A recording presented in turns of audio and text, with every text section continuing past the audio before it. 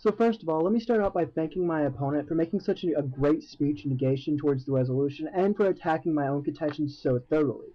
That said, as my opponent's case is based on the negation of my case, I'm going to follow the same structure that my opponent did, going first pro, con, and then summing up the debate thus far.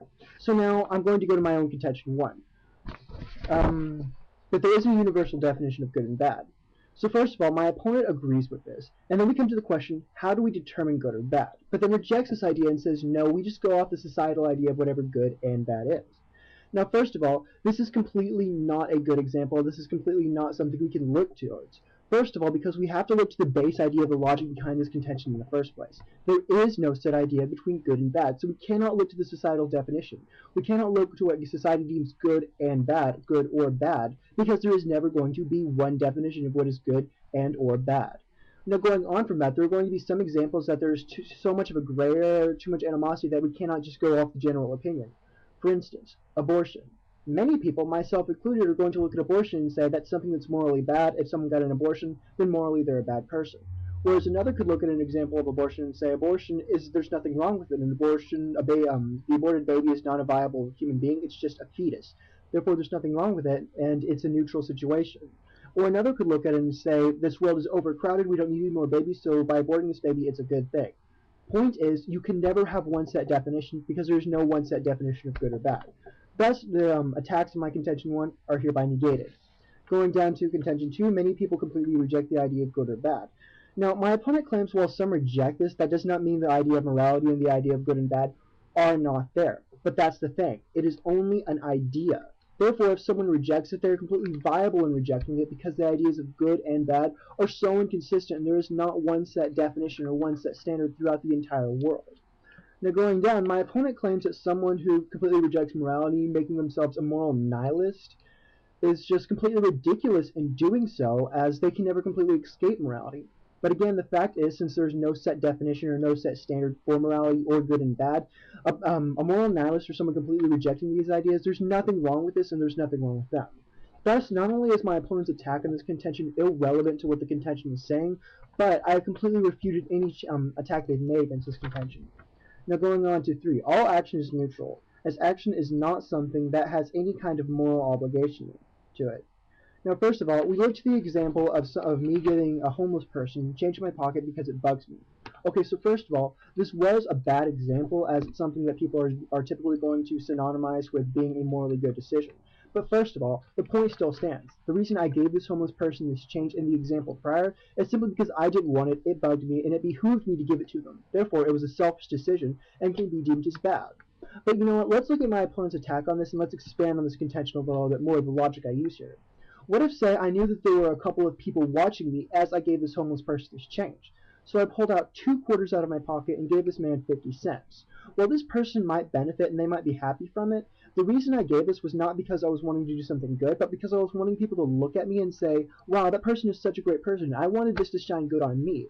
Therefore, this does not make me a good person. If anything, from the standards we have in society, this would make me a bad person because I did this for selfish reasons. Or going down, what if by giving this person 50 cents, I deter another person who is going to give this person money from giving them $50?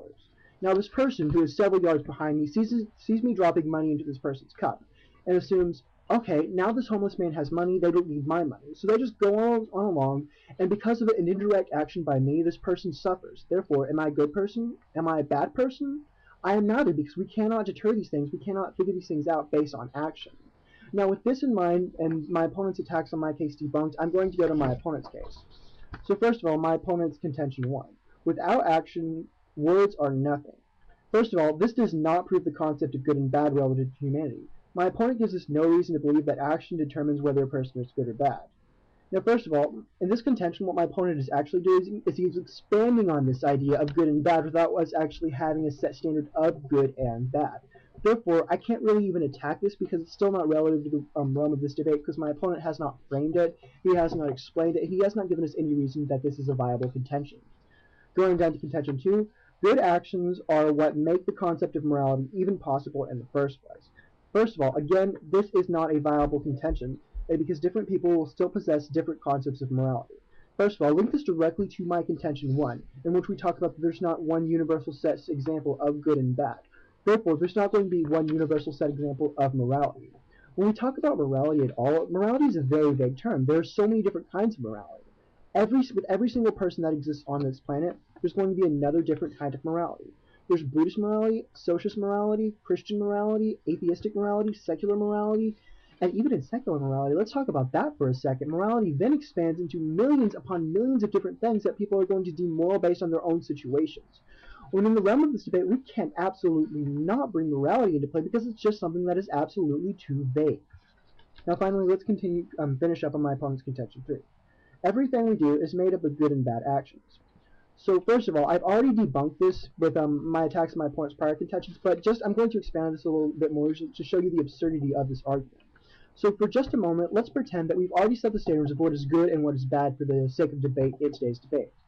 Well, in that case, the problem is weighing these actions together in terms of magnitude, relevance, and consistency. At this point, it becomes absolutely impossible to judge a person being good or bad because no one can ever take everything into consideration.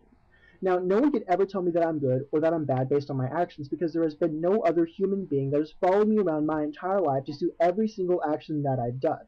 Therefore, the things that they're judging on are only going to be things they judge relative to their own opinions, to their own experiences. Thus, there's never going to be an accurate decision for whether someone is good or bad. Thus, with all of this in mind, I negate the con by showing an ultimate analysis as utterly impossible. So, taking everything out of consideration, taking the fact that I've already defended every argument on my own case and refuted every argument on my opponent's case, we still cannot vote for the con because an absolute analysis of good and bad is going to be something that's not even possible. And so for these reasons, I urge your vote for the pro in today's debate. Thank you.